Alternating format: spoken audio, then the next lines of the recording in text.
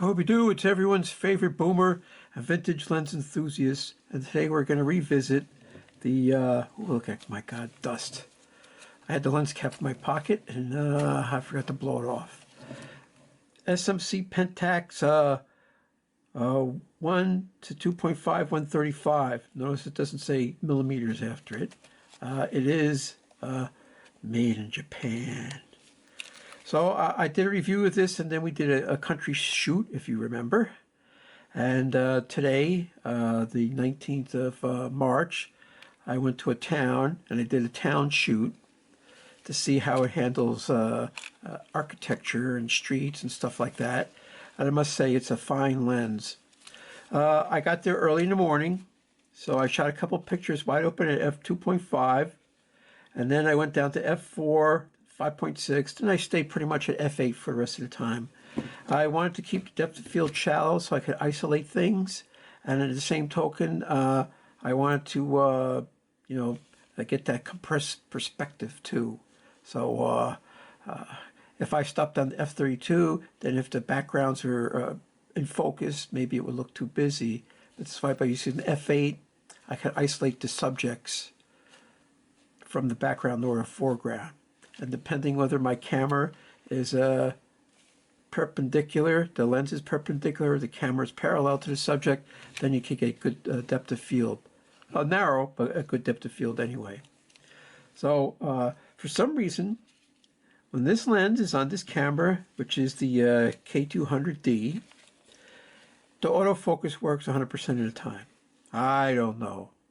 This camera loves this lens, and this lens loves this camera.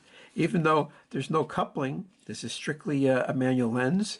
And what does the camera? The camera doesn't know anything. So the autofocus must favor longer lenses. It has to, because 135, 80 millimeters, 50 millimeters, no problem. You can focus pretty good. But once you start getting even 28, it'll do okay sometimes. But anything less than that, it's a crapshoot. And of course, it loves bright light.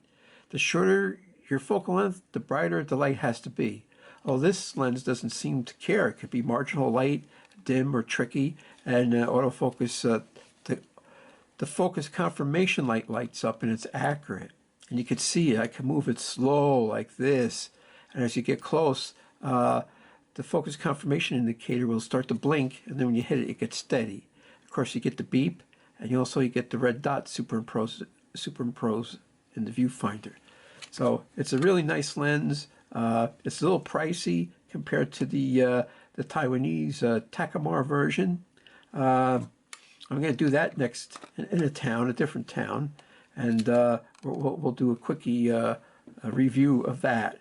But you can't beat this lens. This is another key lens. So what do you got? The 135. Almost any 50 millimeter, and 28 2.8 is great for this camera. Beautiful. And well, you'll see the pictures following and make your own decision. Now, what's this all about? I went out and I had got this camera in the course of my photography, and then I went out and I bought this lens, and I did a study and actual world life situations. And, you could take 3 pictures and compare it to any other lens and take 3 pictures. It's the same thing. But I want to show you, if you walked around wanting a photo shoot, trying to do your photography, what sort of results you would get with this lens. And I did that so you could decide, would you want to get this lens or spend the money for it? What does it work on? Well, it works on the K200D really good. I was very pleased with the results I got. I got there early in the morning. The sun had just risen, so there's still a lot of shadows. Then as I was walking around, either the buildings were casting shadows or they weren't. So there's a mixture of shade and sun. And there wasn't a cloud in the sky either. So it had that going for it. I did not use a lens hood. And like I said, I shot a couple of pictures at 2.5 just to see what it does. I shot some at 4, 5.6, but most of them were at f8. And I used ISO 800. I was using fast shutter speeds. I think the slowest shutter speed was like 1/60th of a second.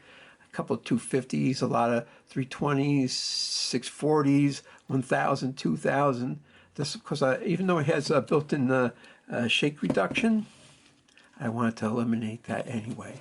When you're shooting with a longer focal length lens, you want to use the fastest shutter speed you can, which means boosting the ISO.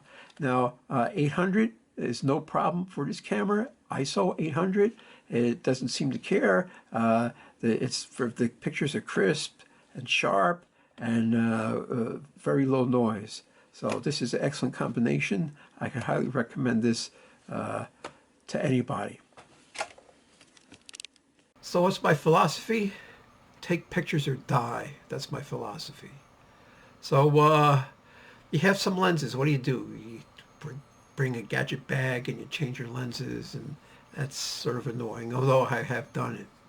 But if you want to hone your photography skills, is just bring one lens with you, whether it's a wide angle, a normal, or some sort of telephoto, and then shoot with it. And you could also go to the same places you always go to, or to a new place. So I find it's always better to go to the same place you always go to. And then you look at things differently. Because maybe you went there with a 50 millimeter or a short zoom, and you say, wow, that'd been a nice picture if I had a telephoto. And then that time when you go to telephoto, well, then you could get to take a picture of it. Now, with any prime lens, it's the deal where you either got to move closer or far away. Yes, there's no getting around that. So I went to the city with a 135, and I shot everything with a 135. What the 135s have, they have a compressed perspective. They offer more background or foreground blur or bokeh, as the case may be. And but they also offer some negative things like there's blur, and then there's blur. You have the blur of out of focus, which you could want, and then there's the blur of motion blur, unintended motion blur of the camera, because the lens magnifies the jiggles in your hand. So you have to use a faster shutter speed, you have to use a more wide open aperture, or you have to have a lens that has IS. And if you don't have IS, well, then you're just stuck with the faster shutter speed or faster ISO. And you just have this look that the 135 gives you, that 24 to 50 millimeter, or 28 to 80, or they just don't give you that look. You know, it has a special look. And the SMC Pentax is a really outstanding lens. 2.5, 135. Oh, they're available in excellent condition, and they're a little pricey. I guess you could get a slightly worn specimens for somewhat less money, and I would recommend you get one. Not only this has a K-mount, so not only does it work on any Pentax K-mount camera, but with the proper adapter you can put it on a mirrorless camera. And judging by the results of this K200D, this is a fantastic lens, and of course I'm going to use it on my mirrorless cameras to a good effect.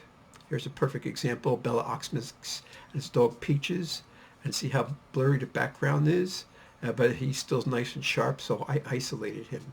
Now I could have stopped down to f32 and made the background more in focus, but why? This is the charm of a telephoto lens, is isolating it. Of course, it does have some depth of field, so everything in this weather vane looks sharp, and you got to keep that in mind. So f8 is a good sweet spot for this. Of course, I haven't been in a situation where I would use 11, 16, 22, or 32, but that's not to say it's going to happen. It's great for architecture and getting building detail, especially on quaint old structures. And then there's still the ultra modern, still has quaint detail. I mean, this is a fantastic lens. It's super sharp. It's really got it. It's got micro contrast, image quality, sharpness, freedom from distortion. Or there's always going to be the distortion of perspective, but I'm talking about the distortion that the lens introduces. Virtually no pin cushion or barrel distortion.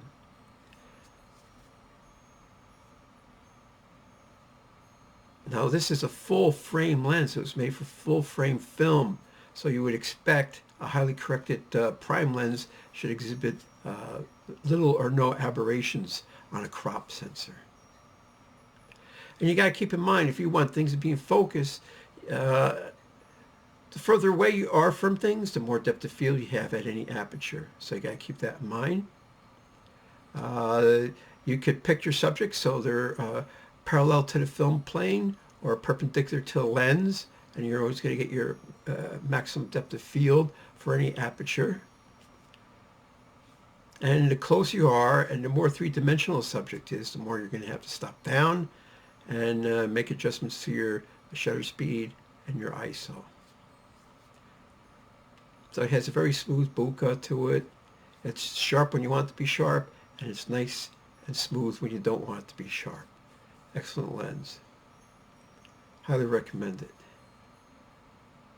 I could give you a prize and say, oh, they're over 150 bucks, but who knows what's going to happen 6 months or a year from now. And you could just snoop around to all the different places and see if you could find one somewhere. When you have a low phase angle of the sun where it's near the horizon and it casts all these shadows, you get a lot of razzle-dazzle with it. But then, I like razzle-dazzle. It makes things look different. And any town would do, a big city, a small town, a county seat, a commerce center. And this is just to show you the difference between the country or a wilderness area and an urban area where it's very built up. Look how sharp that is. It's amazing. I love reflections in windows. And now it was like 29 degrees when I went to this town. Of course, my hands were freezing. I was worried if my batteries were going to fail or something. And this thing really held its own. Really held its own. Here's some famous bookworm or something. He was in front of the library. Lots of churches there, massive churches, lots of detail. Fun with flags. I love flags when they're flapping in the breeze. Oh, look at that, super sharp. Get one.